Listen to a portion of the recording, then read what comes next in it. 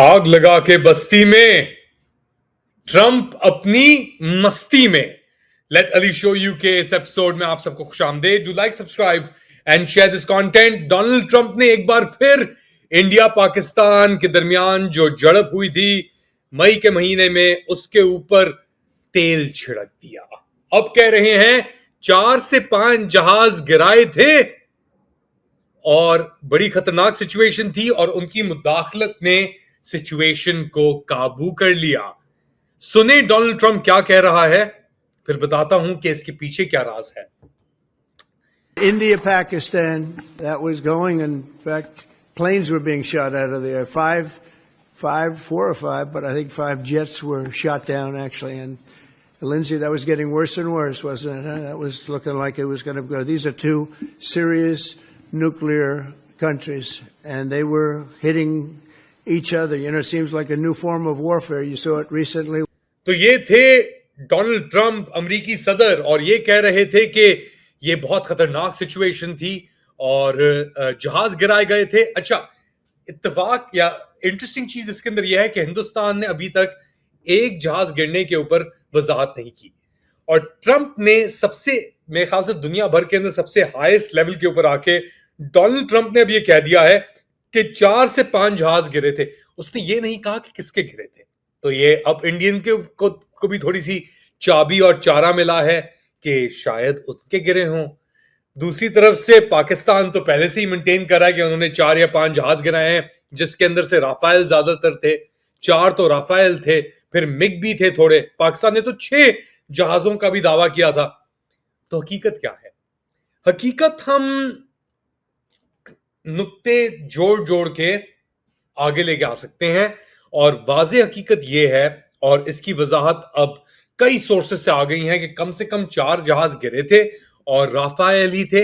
एक और चीज अब थोड़ी बहुत वजाहत आ रही है कुछ लेवल के ऊपर। इंडिया भी कह रहा है राफेल्स के ऊपर कि शायद राफेल गिराए गए थे और तकनीकी वजूहात की वजह से ये नहीं गिरे थे।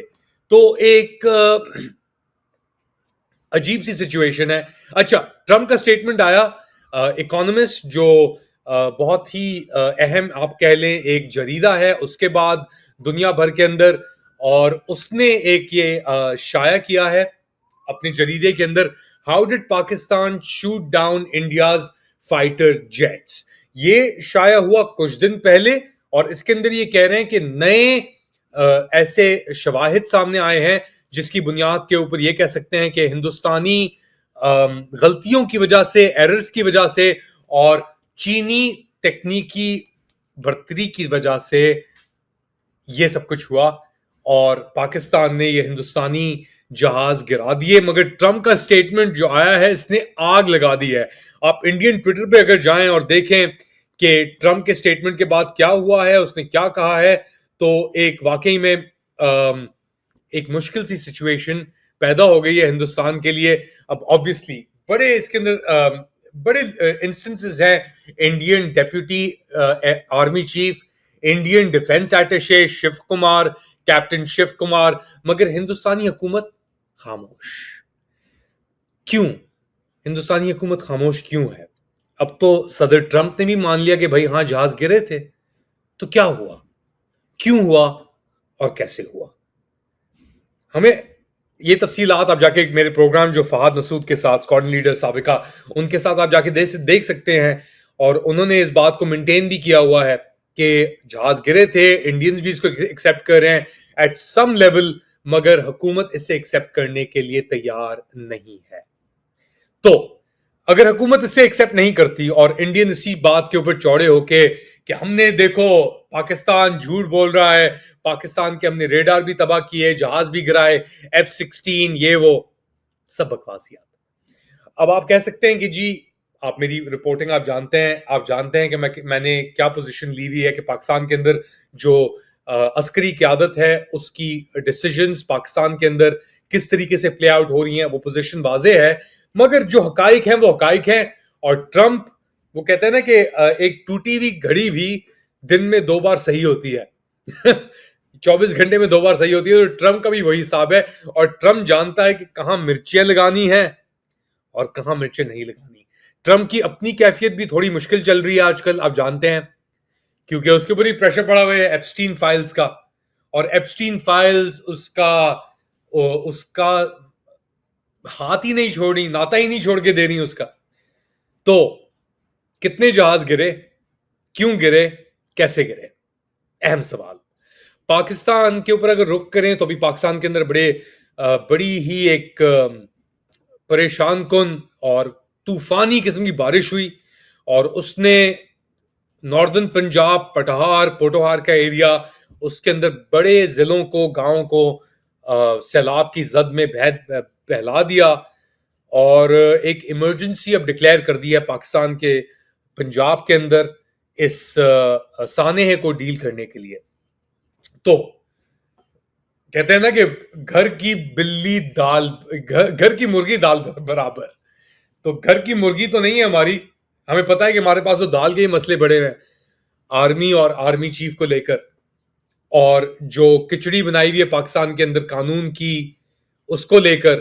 ابھی ایک سرفراز ڈوگر اسلام آباد ہائی کورٹ کے جو جج ہیں, ان کے شان کے اندر ایک کھانا ارینج کیا گیا, اس کے اوپر بھی تقریباً 1 کروڑ روپے کا کھانا, 50 لاکھ سے 1 کروڑ روپے کا کھانا ہوا. اور کس نے فنڈ کیا, کس نے نہیں کیا, سیلیبریشن تھی عدلیہ اور قانون کی دھجیاں اڑانے کی 26ویں آئینی ترمیم کے بعد. 27ویں آئینی ترمیم کدھر بڑھ رہی ہے نہیں بڑھی اس کا نہیں پتا, مگر ایک بات اہم چیز ہوئی ہے پاکستان کے اندر پچھلے 24-48 گھنٹے کے اندر.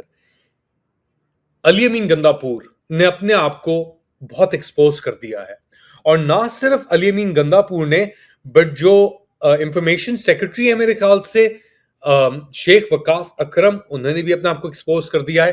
مگر سب سے تعجب جس بندے کی ایکسپوزنگ کے اوپر ہوا ہے وہ ہے انتظار پنجوتھا, جو ریکور ہوئے تھے میرے خیال سے کوئی 5-6 مہینے ہونے کو آ رہے ہیں انہیں بھی ریکوری کی, اور وہ غائب ہوئے تھے اڈیالہ جیل کے باہر. جس حالت میں ان کو ریکور کیا گیا وہ ہمارے سامنے تھے. مگر یہ 3 کردار اور ان کے ساتھ اور بھی دیگر کرداروں کا پاکستان تحریک انصاف کی جو ابھی اجلاس ہوا کمیٹی کا, اس کے اندر ایک بہت بڑا پھڈا ہوا. سوشل میڈیا عارف الوی بھی چھوڑ کے چلا گیا, کیونکہ جو زبان استعمال کر رہا تھا علی امین گنداپور, اب پتہ نہیں علی امین گنداپور کے پاس کون سی علی امین گنداپور کی ایپسٹین فائلز موجود ہیں عسکری قیادت کے پاس, جس کے تحت ان کو بلیک میل کیا جا رہا ہے, یا وہ نہیں ہوتی نس پکڑی ہوئی ہے, رگ پکڑی ہوئی ہے ان کی. تو یہ چاہتے ہیں کہ ان کے پسندیدہ لوگ, جن میں سے مشال یوسفزئی, فیصل جاوید اور مرزا افریدی شامل ہیں, وہ سینٹ انتخابات کے اندر منتخب ہوں پاکستان تحریک انصاف کی طرف سے.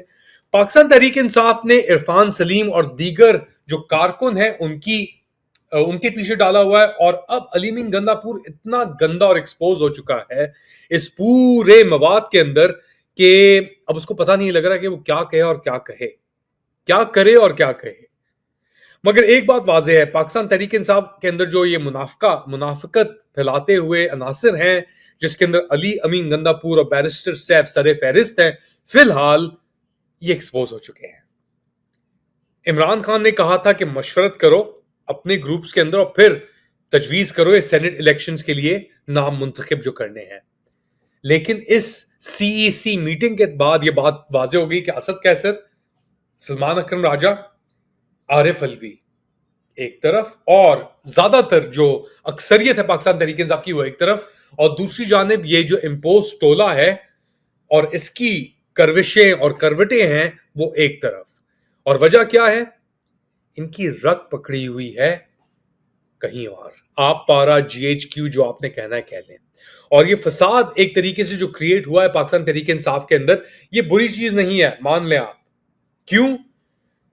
کیونکہ چیزیں تو نظر آ رہی ہیں نا, پتا ہے کون کدھر کھڑا ہے, آوازیں بھی اٹھ رہی ہیں, جذبات بھی اوپر ہیں. اب مردہ لاشوں PMLN اور پیپلز پارٹی کی طرح تو یہ قیادت یہ پارٹی نہیں ہے, اور یہی میرے خیال سے کامیابی ہے اس وقت پاکستان تحریک انصاف کی, کہ تنقید بھی کھل کے ہو رہی ہے, ایکسپوز بھی کھل کے ہو رہے ہیں, سب چیزیں کھل کے ہو رہی ہیں. چھپنے کا کوئی راستہ نہیں اور موقع نہیں ہے.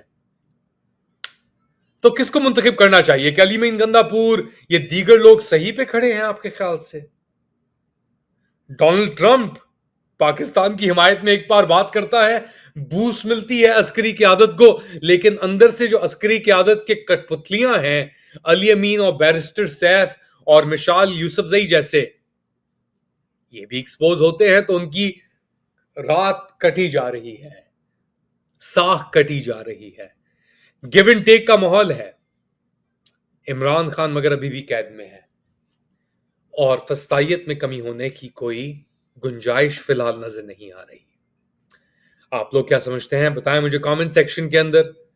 Do like, subscribe and share this content. اپنا خیال رکھیے گا، اگلی بار تک۔